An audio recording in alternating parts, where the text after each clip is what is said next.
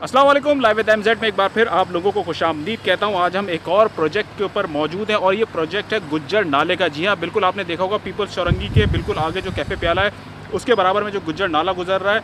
हम लोग वैसे तो मैं तो इसके बारे में पूरी डिटेल नहीं जानता कि ये नाले के बारे में कि नाला का कितनी इसकी चौड़ाई होती है और कौन सा अभी प्रोजेक्ट यहाँ पे नाले के ऊपर काम चल रहा है। बस हम लोग रास्ते से ही गुजरते तो देखते थे अक्सर मशीनरी यहाँ पे लगी हुई काम हो रहा है, लेकिन डिटेल से जो इसके बारे में जानते हैं वो है चलते फिरते के मोहसिन।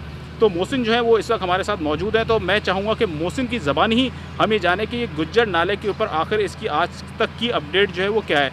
तो चलते हैं मोहसिन से बात करते हैं।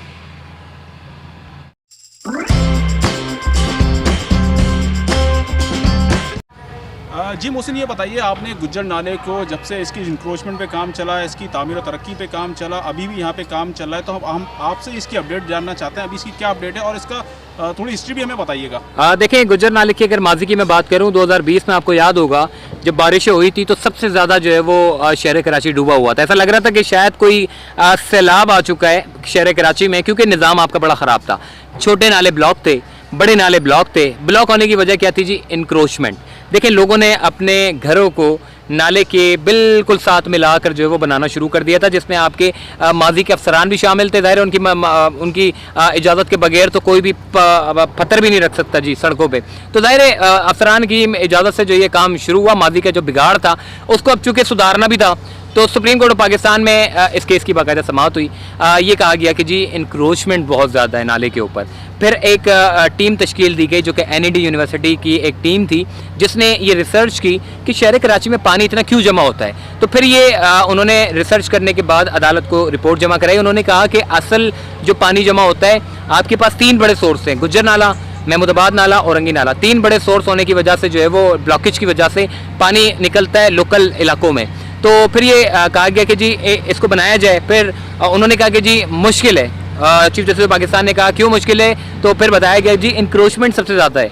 तो फिर एक ऑर्डर निकाला गया कि नालों के अतराफ़ में जितनी भी जो आबादी है, चाहे वो 50 फीट हो, चाहे वो 60 फीट हो, तमाम आबादी को ख़त्म करें।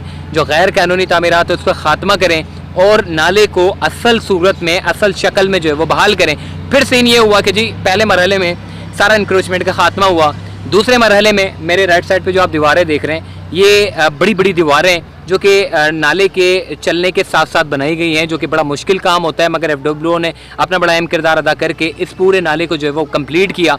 दूसरी बात जो कि सारा कचरा ब्लॉकेज थी उसको ख़त्म किया।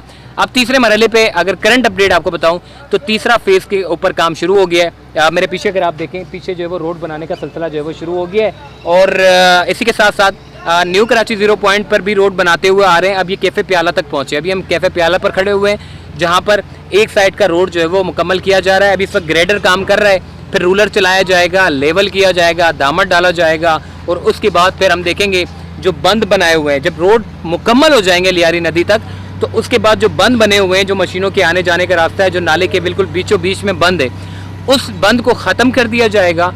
स्ट्रीट लाइटों का क़याम, यानी कि स्ट्रीट लाइटें लगेंगी, तो ये पूरा नाला जो है वो मॉडर्न नाले की सूरत में हमारे सामने आएगा। जो अतराफ़ में जितनी भी आप आबादी देख रहे हैं, इनकी आबादियों में भी जो प्रॉपर्टीज़ की जो डिमांड है, वो भी प्रॉपर्टीज़ के दामों में भी काफ़ी इजाफा होगा, क्योंकि एक वो नाला था जो ब्लॉकेज था, जहाँ पर एक बाइक भी नहीं गुजारी जा सकती थी, और एक नाला वो होगा जो ट्रैफिक के लिए बड़ा अच्छा होगा। अब मिसाल के तौर पे मुझे न्यू कराची जाना है तो मुझे नॉर्थ नाज़रबाद से जाने की ज़रूरत नहीं है, मैं इसी सड़क से होता हुआ न्यू कराची 0 पॉइंट तक पहुंच सकता हूं, जो कि बड़ी खुशाइन बात है। इस तरह का काम होना चाहिए था, एक बड़ा सिस्टम आपके शहर कराची का, जो आपका मेन सोर्स अगर बंद हो जाए, ब्लॉक हो जाए, तो शहर कराची यकीनन डूबेगा। तो इसीलिए ये सारे काम हो रहे हैं, जो कि मुस्तकबिल में कराची वालों को एक बड़ा पॉजिटिव देखने को नज़र आएगा। इन तमाम काम को करने में सुप्रीम कोर्ट ऑफ पाकिस्तान का भी बड़ा अहम किरदार है। Retired chief justice of Pakistan Gulzar Ahmed साहब, इसमें साबिक वज़ीर आज़म इमरान खान का भी बड़ा किरदार है, सिंध हुकूमत का भी बड़ा किरदार है,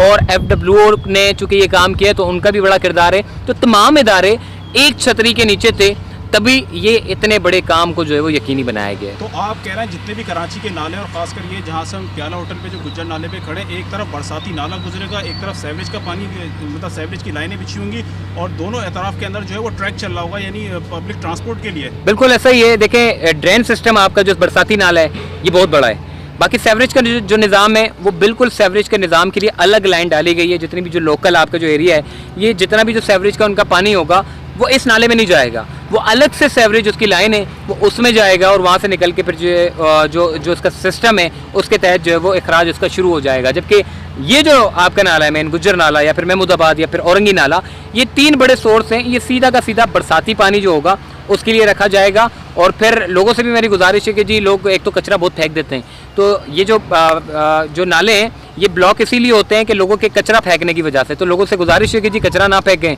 अगर कचरा नहीं फेंकेंगे तो मशीनों के को साफ़ करने की ज़रूरत भी नहीं पड़ेगी, क्योंकि मशीन जब नाले को साफ़ करने के लिए पहुंचती है तो उसमें भी अच्छा खासा पैसा लग जाता है, यानी कि पब्लिक का पैसा होता है। तो क्यों ना अगर हम इन नालों को महफूज बनाएं, कचरा ना फेंकें, तो मशीन को साफ़ करने की ज़रूरत नहीं पड़ेगी या फिर कम खर्चा आएगा। हमारे ऊपर है कि हम मिलकर हुकूमत के साथ किफ़ायत शारी के साथ मिलकर जो है वो हम इस पूरे निज़ाम को बदल सकते हैं। और पाकिस्तान जो इस वक्त ज़्यादा अखराजात की वजह से जो है वो पीछे जा रहा है, तो हम उसका साथ दें ताकि हमारा पाकिस्तान जो है वो मज़ीद आगे की तरफ बढ़े। मोहसिन, एक अंदाजे के मुताबिक कराची में कितने बड़े और छोटे ये नाले होंगे?